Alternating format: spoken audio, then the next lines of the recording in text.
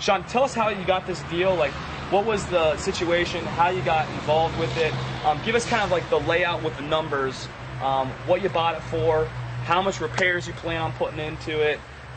What the retail value is that you think you'll be able to sell it for, and then what your profit is.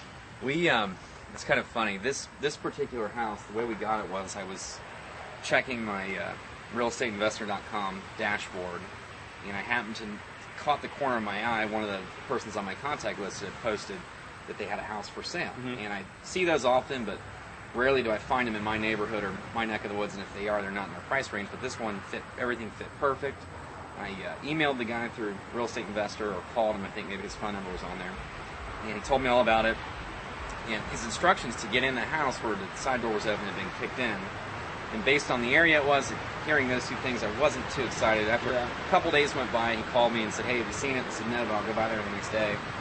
Ran by here and really was in and out as fast as I got here. I mean, I was here for about a minute. The house was trashed on the inside. The copper had all been stolen. They demolished half the walls, and just basically wasn't that interested. I left. He called me. I said, "Hey, thanks for the opportunity. You know, that it's just out of, with all the work that needs done there, it's out of my reach." And as I'm hanging up the phone, a tip actually that I'd heard from Larry Goines, I think it was from your webinar, he had said, always make an offer. So I said, hey, don't take this as offensive, but this is what I could do the property at. And before I could hang the phone up, he mentions, well, you know what, can you put that on paper and send it over?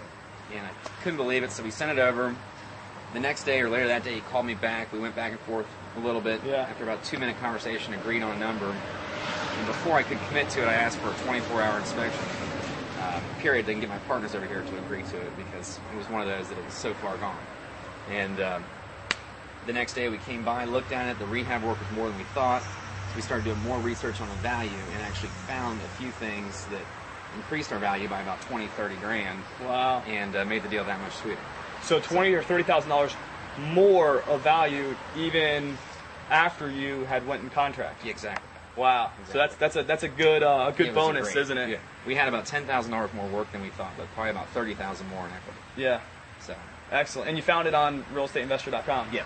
Found it through realestateinvestor.com. Awesome. And I think, I don't know of all the folks and what kind of transactions take place, and we don't really know, but I think that this might be the first real estate investor deal that went down on our site. So that's great. Congratulations to you on that.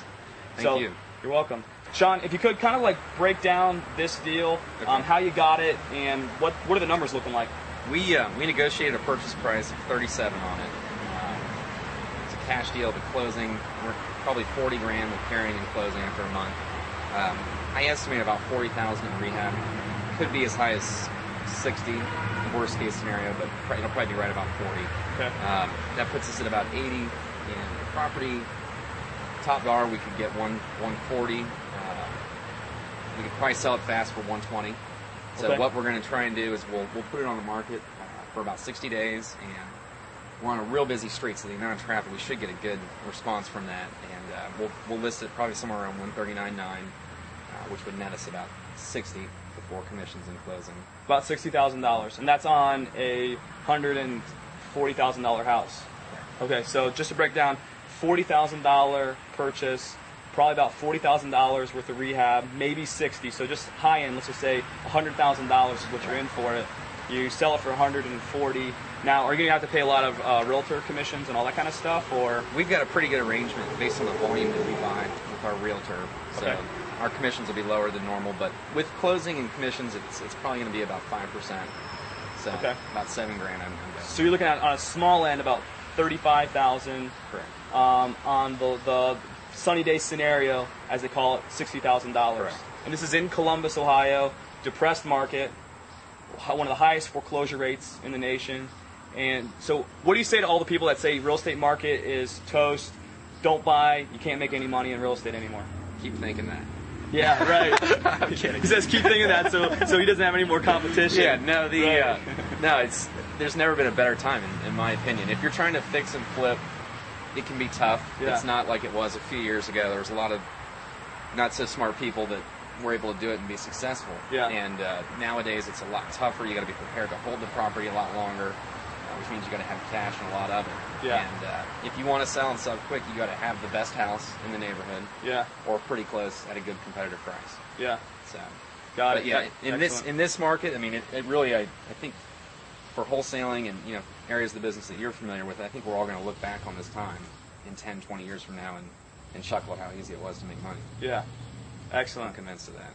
No, that's great. So, again, Sean Malarky, Columbus, Ohio, doing deals, and it's great to be able to see someone that he takes the time to spend time with his family. He takes the time to be able to have fun. I just played soccer with him just a little while ago on a pickup team that he has, but he's also doing deals and making very good money, and you got some of the benefits to go along with it. Yeah. And I want to say, if I can take a time to say thanks for putting that site together in a minimum for this. I had a lot of fun using it. So yeah. Thanks to you and Matt and everybody else involved.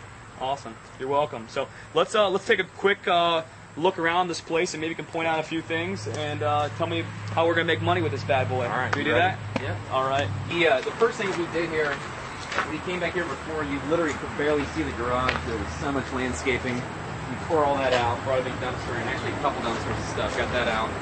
The roof was actually the very first thing that was done. We had a roofing crew on hold that got to work right away. The same day we bought the house, they did the roof. The siding came after that. The electric also was one of the first things we addressed. Didn't work in its current condition, so a couple grand.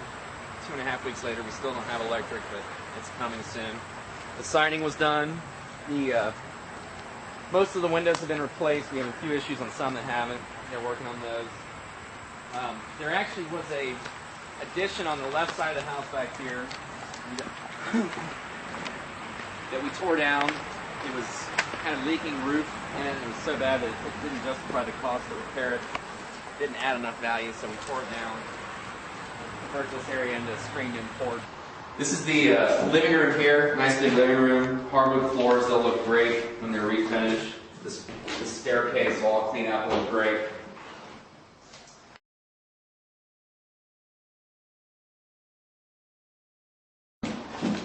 Now, what would be the reason why you would want to put carpet in here as opposed to leaving the hardwood floors? Would there be any reason why you'd want to put carpet? To save money. Okay. Or, well, I think I read that 80% of people prefer hardwoods. Okay. But these are in great shape. We'll be able to refinish them. It will be more expensive than carpet, but you can't justify not doing it. So that's one of the great things about the house. Throughout, they have full hardwood. So. Okay. So with this room, it looks like you're putting in new windows. You're putting some paint, keeping the hardwood floors. Yeah, we'll all the windows throughout will be redone. Everything will be repainted, and the hardwoods we'll redo throughout. One of the great things too is all the doors in the house are the old original solid wood doors. So it's got a lot of the original features, and these are real expensive. Not putting hands through here. No. Got it. So altogether, Sean, how much is it going to be to make this room ready to go? This room will be about $1,500 a bedroom. $1,500 from everything, paint, From removing the wallpaper to mud work that needs to be done on the walls to priming and painting to redoing the floors and windows. everything. $1,500. Yeah, $1,500. All right. We're in the bathroom here. Yeah, this bathroom is looking pretty hit, Mr. Sean Malarky. So what are you gonna do here? I mean, looks like this is gonna be pretty much a total redo. You'd think, but actually the bones of it are really good. I'm pretty excited. This floor, a lot of people might think it looks hideous, but I happen to love it. When it's cleaned up, we're going to do the walls with a certain color that'll work with the floor to look great. We'll replace this, bring in a new sink. This window's getting replaced, new light fixtures. These tiles, we used to tear them out. It's a lot of time and labor to tear out these tiles.